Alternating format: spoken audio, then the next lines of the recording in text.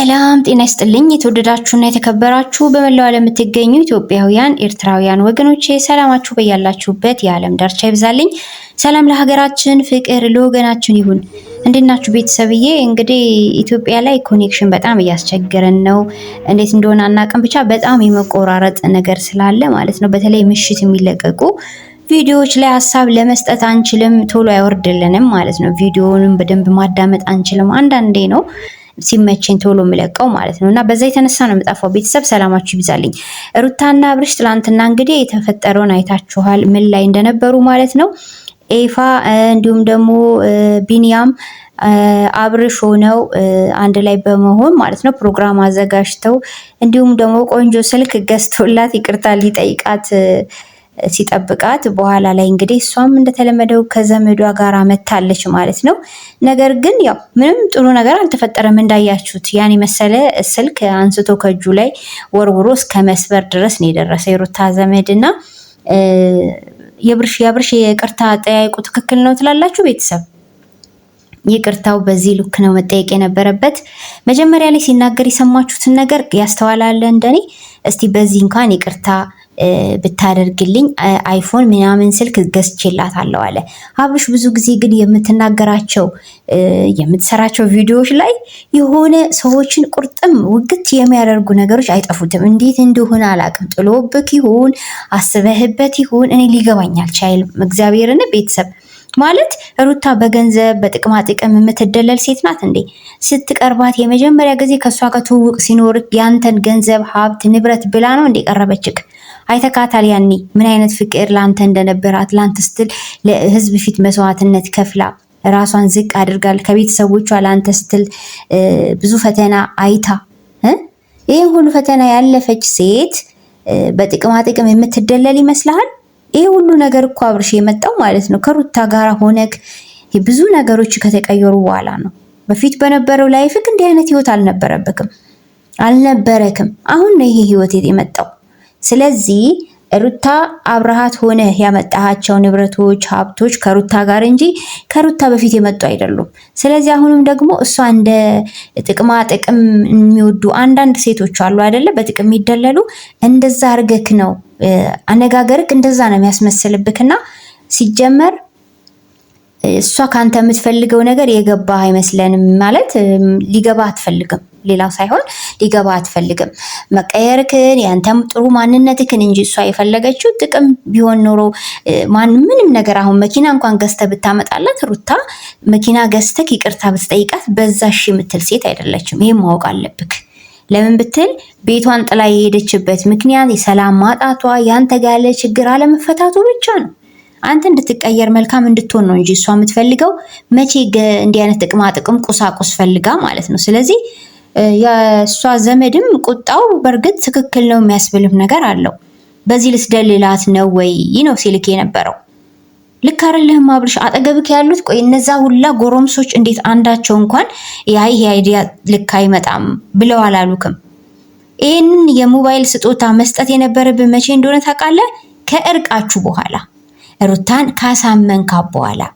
እኛ እኮ ብለንካል አብርሽ፣ ቢያንስ ትንሽ ቆንጆ ነገር አንተ ብትናገር ሩታ የመቀየር እድል አላት ብዬ ካለው ቢያንስ ሩታ እኔ እኮ እስካሁን ድረስ ያደረግኩት ሁሉ ጥፋት መሆኑ ተሰምቶኛል፣ 100% ደግሞ ልቀየር ተዘጋጅቻለሁ፣ ጥሩ የልጃችን አባት ልሆን ተዘጋጅቻለሁ፣ ጥሩ ባል ልሆንሽ ተዘጋጅቻለሁ፣ ከዚህ በኋላ ዳግመኛ እንዲህ አይነት ጥፋት በህይወት አይመጣም ብለህ የመቀየርን የመለወጥን ምልክቶች ብታሳያት እሷ ከአንተ የምትፈልገው ሌላ ነገር የለም። በቃ ቺናችን ብቻ ነው።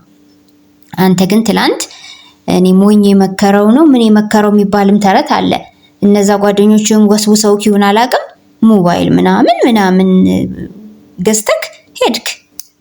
እውነትም ያናድዳል እኮ። አልገባም ተግባብተናል ስትል ነበረ።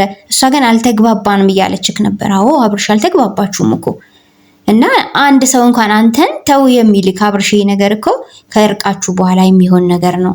አሁን ላይ እኮ የሚያስፈልገው የሁለታችሁ ቁጭ ብሎ ተነጋግሮ ተደማምጦ አንተም ያለን አቋም የማሳያ ጊዜ ነው እንጂ የስጦታ ጊዜ አይደለም። አንድ የሚል ጓደኛ ከመሀል የለም። አንድ አይነቶች እንዳሉ ማለት ነው አብሮት የነበሩት። በጣም ያናድዳል። ለማንኛውም ሞባይሉንም ወርውሮታል ማለት ነው የሩታ ዘመድ። ሩታም ደግሞ በጣም በቃ አይታችኋት ከሆነ ስትጨናነቅ ነበረ። እዛ ላይ ሆዷ እየገፋ ነው ምስኪን፣ ስታሳዝን በእውነት ማለት ነው። እንዲህ አይነት እርግዝና እንግዲህ ጽንስ ከያዘች ጊዜ ጀምሮ አይታችሁ ከሆነ በጭቅጭቅ ድብድብ ውስጥ ቆማ በዛ በድብድብ ውስጥ ጭንቀት ውስጥ ማሳለፍ ምናምን በቃ የእሷ የጀማሩ ላይ እጅግ በጣም ከባድ ነው። እውነት ለመናገር እንዲህ አይነት ህይወት ካለው ሰው ይልቅ የሌለው የተሻለ ነው። በእንዲህ አይነት ህይወት መከራ ከመብላት በቃ ምንም አይነት ህይወት ያልጀመረ ሰው ይሻላል እንዴ። ፈተና እንዲህ አይነት ፈተና አኗኗር ከባድ ነው። ትላንትና ደግሞ ከትላንት ወዲያ ደግሞ አብርሽ ያጠፋው ነገር ሌላ ነገር ነበረ። አብርሽ እኮ እኔ ድንቅ ይለኛል። ሁሉም ቪዲዮዎች ላይ ግን የሆነች ነገር ጣል ያደርጋል። በቃ የእሱን ነገር ጥሩ ያልሆነ ነገር አጉልቶ የሚያወጣ ማለት ነው። ቡዜ ልታስተማማቸው ምንድነው ሀሳብህ? ነገሮች ለምን አታስተካክልም? ለምን እዛ ድረስ ሄደህ ተጣላ እያለች ስትመክረው በጣም በቃ ብስጩና ስልችት ያለው ባህሪ ያሳያት ማለት ነው። እና ምን አለ? እኔ እንዲያውም ይቅርብኝ ከዚህ በኋላ እንዲያውም ቢቀር ይሻላል። አያችሁ አይደለም? ይሄ አሁን ንግግሩ ምንድነው? ያለ መብሰል ልትሉት ነው? ያለ መብሰል አይደለም። እሱ በፍሪደም ዝም ብሎ ፈታ ያለ ኑሮ መኖር ስለሚፈልግ ነው። ከዚህ በኋላ ይቅርብኝ። ልጁን በሆዷ ታቅፋ ሩታ እንዴት ነው ለልጁ እንኳን የማያስበው? በቃ ሲጀመር የልጅን ፍቅር ያለው አይነት አይደለም አብርሃም። በታምር እንደዚህ አይደለም፣ ያስታውቃል እኮ። እና ተደጋጋሚ ጥፋት፣ ተደጋጋሚ ያልሆኑ ንግግሮች ናቸው ቪዲዮዎች ላይ የሚለቀቁትና አንተ ሩታን ይበልጥ ማራቅህ ለምን እንደፈለግከው አልገባኝም። በዚህ በኩል ታባብላለህ፣ በዚህ በኩል ትገፋታለህ። እኔ አልገባኝም። ቤተሰብ የተረዳችሁ ካላችሁ ሀሳባችሁን መስጠት ትችላላችሁ።